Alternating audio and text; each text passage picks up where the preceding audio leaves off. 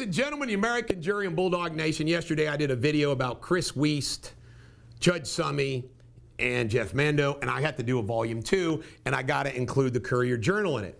And I thought of all kinds of new things that I want to share with you about corruption. First off, I forgot to tell the story how when Ken Easterling got subpoenaed to testify in the Sarah Jones matter, and he lied under oath, claiming he never knew Cody when it was Cody was his son's best friend. And you know what Judge Summe wrote in her decision? I'm going to believe the older person. That's what she wrote. More things. They got the decision before us. Do you know how I found out about this decision from Judge Summe? Chris Wiest posted the decision on his page on Monday. I didn't get that. I didn't get that decision.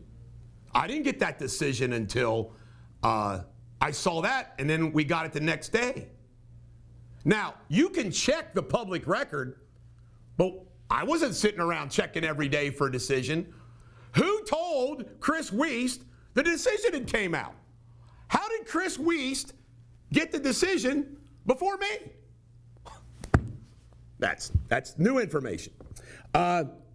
Judge Summe and Jeff Mando. You can't make this up. Summe was suspended once for 60 days as a judge. And you know why? Little sneaky, dirty tricks campaigning. And that's what she does. Judge Summe thinks she owns the Kenton County Courthouse. She's the queen bee down there. If you don't get along with Summe, she starts getting in affairs. Judge Summe's a bad person. She's a bad person. Guess who represented Judge Summe? Jeff Mando. And if you've seen the email I sent out, I've asked them to preserve emails, phone texts. I will guarantee you Jeff Mando has ex parte'd that case with Judge Summe. I'm going to find out the truth, and I'm going to expose all of them. They're corrupt as hell. Skeletor. That's what I call Jeff Mando. That's what he looks like. Skeletor. Remember the He-Man bad guy? He's unbelievable. Oh, but I forgot to tell you this. You can't make this up. In court, Mando argued in pleadings that you can't defame me. That people should be able to say anything they want about me because of all my past squabbles and battles. And I told Judge Summe, I said, oh, so they could like falsely accuse me of being a pedophile, and that's not defamatory? That's what Mando said. Mando argued in front of Judge Summe that anybody should be able to say anything they want about Eric Deters. Truth. And you know what she said? This case is without merit. Folks, in a letter, by the way, this was the libel and the defamation. In a letter, Chris Wiest copied third parties and said that I fraudulently hid assets in a trust. That is defamation. Judge Summe's decision is wrong. Why would she get that so wrong? Because she's corrupt. And to say that it is totally lacking without merit. Think about that, folks. If somebody sent out a letter and said that you fraudulently hid assets in a trust, that's not defamation?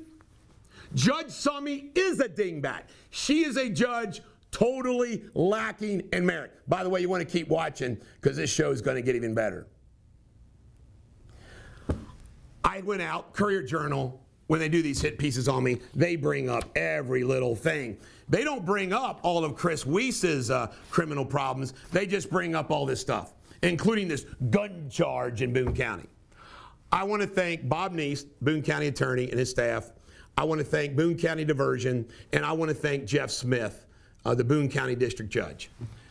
My diversion didn't go through 2 years ago. It wasn't my fault because of COVID. And I went out there this morning, it's all cleaned up. It's all resolved. And what it involved was me inadvertently carrying a gun on my carry-on bag in a plane. The diversion officer says it happens all the time. The TSA guys have.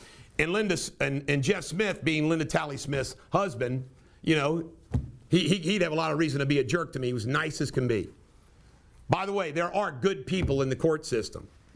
And I just want to thank him. It's all cleared up. Courier Journal calls gun charge, gun charge. What do I tell you, Bulldog Nation? I will never let you down. I will never let you down. You can count on me. Now, I'm going to now address some things with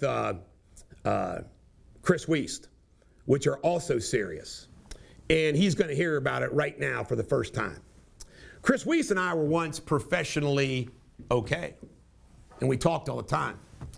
And if you notice, Chris Wiest files, whenever he can, his cases in Boone Circuit Court. You want to know why? Because he and Judge Brueggemann are buddies. And you know what?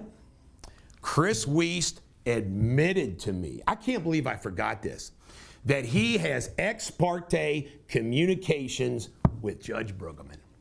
So Judge Brueggemann, Chris Wiest, you're on notice.